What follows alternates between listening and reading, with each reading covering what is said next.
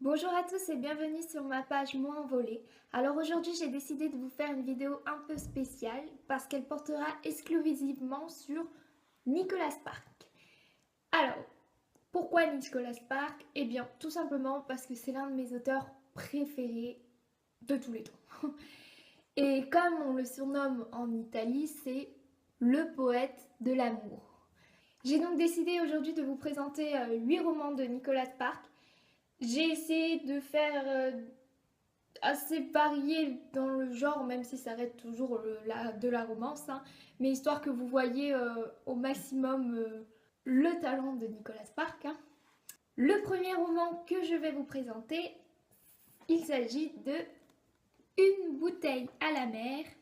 Il provient des éditions Robert Laffont et il fait environ 287 pages. Je pense que ça doit vous être familier, peut-être, peut-être pas.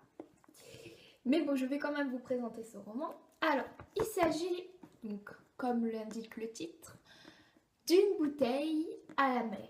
Mais cette bouteille n'a pas été retrouvée par n'importe qui, elle a été retrouvée par Teresa, qui est une journaliste. Elle décide donc de publier cette lettre dans le journal où elle travaille plutôt. Et à sa grande surprise, elle va découvrir que ce n'est pas l'unique lettre qui existe. Elle sera donc tellement intriguée par cet homme. Ah oui, la lettre qu'elle a trouvée, c'est un homme qui se nomme Gareth, qui l'a écrit pour sa femme défunte. C'est pour ça. Donc elle sera tellement intriguée par cette magnifique lettre qu'elle décidera de retrouver cet homme et elle réussira à le retrouver sans lui dire pourquoi elle est là exactement. Au fil des rencontres, elle va tomber amoureuse de lui et lui aussi. Et je vous laisse le plaisir de découvrir la suite. Bon, je vais peut-être le dire à tous les romans, mais c'est un très beau roman, comme tous ceux de Nicolas Sparks, évidemment. Le deuxième roman que je vais vous présenter se nomme Le gardien de son cœur. Alors, il provient de l'édition Pocket et il fait 472 pages. Alors, ce roman est un peu particulier comparé aux autres, on va dire, car il y a plus d'action, c'est de suspense, enfin, c'est un style, c'est toujours le même style bien évidemment, mais c'est un style un peu plus particulier comparé à tous ces autres romans que j'ai lus, enfin, plus ou moins. Donc, l'histoire, c'est l'histoire donc de Julie, qui est veuve depuis 4 ans, qui décide enfin de ressortir avec des hommes. Elle va donc rencontrer Richard. Mais, parce qu'il y a toujours un mais, son meilleur ami Mike est amoureux d'elle. Donc son cœur va balancer entre Mike ou Richard. Cependant, l'histoire ne s'arrête pas là parce que Julie décidera de ne pas donner suite à Richard et celui-ci deviendra complètement fou. Et je ne vous en dis pas plus parce que sinon ça gâcherait l'histoire. Va s'en suivre pas mal d'actions comparé aux autres romans de Nicolas Sparks. Voilà pour ce magnifique roman aussi. Ensuite, le troisième roman que j'ai à vous présenter, il s'agit d'un premier tome car il y a une suite. Il s'agit donc de La raison du cœur. Il provient aussi de l'édition Pocket et il fait 350 pages. La raison du cœur, c'est donc l'histoire d'un journaliste qui s'appelle Jérémy qui va décider d'aller dans une petite ville afin de voir un phénomène assez surnaturel qui se passe dans un cimetière. C'est-à-dire qu'il y a régulièrement des lumières fantomatiques qui apparaissent, comme c'est nommé dans le résumé. Et il va essayer de chercher d'où proviennent ces lumières, pourquoi ils apparaissent à ce moment-là, tout ça, tout ça. Et en faisant ses recherches, la jolie Lexi, qui est bibliothécaire dans cette ville, et qui elle aussi a vu les lumières et qui en connaît un certain rayon dessus. Et ils vont vite tomber amoureux. Je ne vous en dis pas plus parce que maintenant je vais vous parler de la suite de ce roman, le second tome, qui est donc Le premier regard, qui provient lui aussi de l'édition Pocket et qui fait 311 pages. Donc on retrouve Jérémy et Lexi. qui sont désormais fiancés et Lexi est enceinte. Mais ce sera pas vraiment tout rose entre eux car ça fait à peine 6 semaines qu'ils se connaissent. Donc qui dit mariage dit il faut forcément se connaître. Et ils se connaissent pas très bien on va dire parce qu'en 6 semaines c'est un peu compliqué. Il va y avoir donc des doutes d'infidélité envers l'un et l'autre, ce qui va faire beaucoup de bruit on va dire. Je ne vais pas en dire plus sur la suite de ce roman parce que ça pourrait vous gâcher l'histoire. Cependant, c'est bien plus que juste une histoire d'infidélité, ils vont se marier, elle est enceinte. Il n'y a pas que ça. Il y a vraiment... C'est beau. Ça devient très beau à la fin. Et enfin, à la fin, même pas. Vers le milieu. Et je vous conseille vraiment, ne vous arrêtez pas juste à cette histoire de mariage, tout ça. Il faut vraiment le lire parce qu'il y a du plus. Ensuite, je vais vous présenter un choix qui provient lui de le livre de poche et qui fait 379 pages. Donc un choix, je l'ai beaucoup apprécié parce que rien que le début, il est plutôt pas mal. C'est en fait une femme, donc Gabi, qui est voisine avec Travis et un jour elle va entrer en furie dans son jardin pour l'insulter en quelque sorte en lui disant que son chien a mis enceinte sa chienne. Et toute leur histoire va être basée sur ils vont se chercher tous les deux tout le long. Ça va être dispute sur dispute. Mais c'est assez original de voir aussi ce côté-là et pas que le côté amour, câlin et tout ça. C'est pas mal. C'est plus proche de la réalité, on va dire. Puis on va se trouver 11 ans plus tard.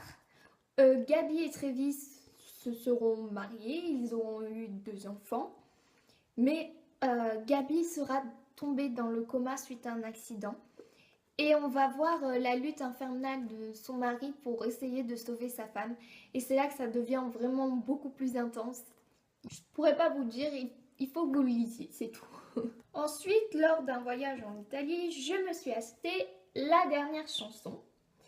Donc, je lis en italien et je les achète beaucoup en Italie parce qu'ils sont fans, comme je vous ai dit, ils l'appellent le poète de l'amour. Et on arrive facilement à trouver des livres de Nicolas Spark en Italie. C'est tellement plus facile qu'en France où je galère légèrement. Donc, je les achète en italien. Donc, il provient de l'édition Pickwick et il fait 438 pages. Alors, La Dernière Chanson, c'est l'histoire de Ronnie, enfin, surnom Ronnie, prénom Véronica, qui va être obligée par sa mère d'aller voir, enfin, de passer tout l'été avec son père, avec qui elle n'a plus parlé depuis pas mal d'années déjà, suite au divorce de ses parents, car celui-ci les a abandonnés en quelque sorte. Donc elle a décidé de couper les ponts avec lui, mais sa mère les a obligés, elle et son petit frère, à passer l'été. Et pendant cet été, bien sûr, elle va rencontrer Will. Will qui est un garçon très populaire, très beau et qui a beaucoup de succès, va réussir à casser sa carapace en quelque sorte. Et au fil du roman, elle va commencer à casser sa carapace aussi avec son père. Et c'est ce qui rend encore plus beau ce roman. C'est une histoire d'un père et sa fille et c'est vraiment touchant. Un très beau roman, encore une fois, bien sûr. Alors, pour l'avant-dernier roman, je vais vous parler À tout jamais. Il provient aussi des éditions Pocket et il fait 214 pages. Alors celui-ci, c'est l'histoire de London Carter, un rebelle insupportable qui fait que des conneries, qui va tomber amoureux de la très croyante Jamie Sullivan. Mais celle-ci a en fait une leucémie et n'a plus beaucoup de temps à vivre. Et je vous conseille donc de lire ce roman avec des mouchoirs à côté de vous, parce qu'il est vraiment beau, c'est vraiment touchant. Et j'ai beaucoup apprécié de suivre l'évolution de London tout au long de ce roman. Donc je vous le conseille aussi fortement. Et enfin, le dernier, mais le meilleur d'entre tous, il s'agit de les pages de notre amour. Je pense peut-être que beaucoup d'entre vous connaissent ce roman. C'est l'un des plus connus de Nicolas Sparks, évidemment. Alors, il provient aussi de l'édition Pocket et il fait 212 pages. Ce seront donc les mémoires d'un couple, Noah et Ali. Et on va faire tout le long du roman des passages dans le temps entre la première fois qu'ils se sont rencontrés et où ils en sont maintenant.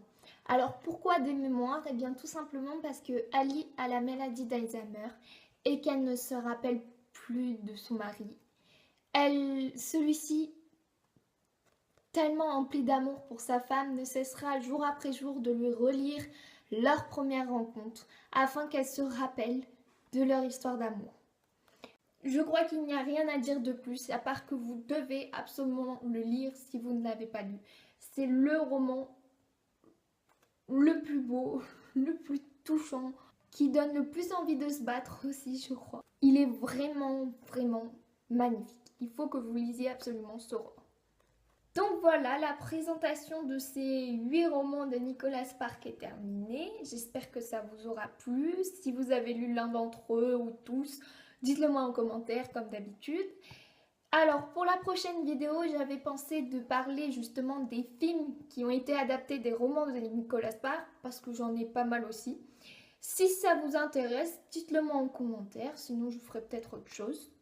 Je vous souhaite à tous de bonnes lectures et on se voit bientôt alors. I don't wanna be anything other than what I've been trying to be lately.